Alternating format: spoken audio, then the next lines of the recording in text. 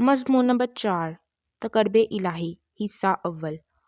ہر مقرب جانتا ہے کہ تقرب الہی کی منزل ایک لامحدود سفر ہی کا نام ہے۔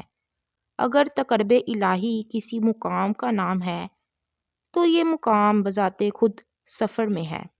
خالق کے ساتھ مخلوق کا قرب کسی فارمولے کا محتاج نہیں۔ ویسے تو ہر مخلوق اپنے خالق سے متعلق رہتی ہے، لیکن مقرب کا درجہ اس کے اپنے فضل ہی کا نام ہے۔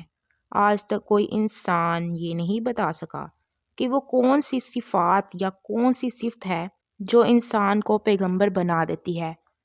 ہر پیغمبر صاحب صفات ہے، معصوم عن الخطا ہے، لیکن اس کا پیغمبر ہونا کسی صفت یا صفات کا نتیجہ نہیں، بلکہ صفت یا صفات کا ہونا اس کے پیغمبر ہونے کا نتیجہ ضرور ہو سکتا ہے۔ مطلب یہ کہ مقرب ہونے کے لیے صفات کا ہونا لازمی تو ہے، لیکن کافی نہیں۔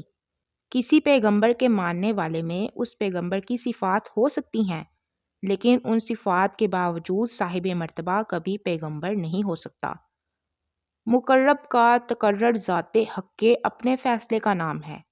اس سے قطعاً یہ مراد نہیں کہ اللہ کریم کسی کافر یا باغی کو مقرب بناتا ہے، بالکل نہیں۔ اللہ کسی کافر کو اگر مقرب بنانا چاہے تو اسے پہلے ایمان کی دولت عطا فرماتا ہے۔ یہی راز ہے کہ کسی کافر کے لیے تو دوزخ کا عذاب ہے، اللہ سے دوری ہے، اور کسی کافر کے لیے ایمان کا سرمایہ ہے۔ تقرب کی منازل ہیں، سابقون کے درجے ہیں۔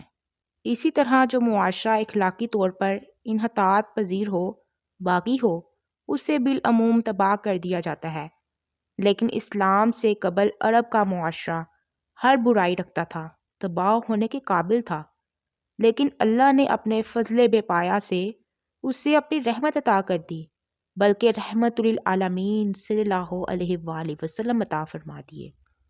باغی معاشروں پر اللہ کی رحمتوں کی بارش، دور رہنے والوں کو تقرب کے مژدے، بد نصیبوں کو خوش نصیبی کی کھلت، اس کے کام وہی جانتا ہے۔ تقرب حاصل کرنے کا عمل کوئی عمل نہیں، یہ فضل کا مقام ہے، اس کی رضا کی بات ہے، اور اس کی رضا کی بس کیا بات ہے۔ جو چاہے کرے، جیسے کرے، خالق کے متعلق وہ کسی کے آگے جوابدہ تو نہیں۔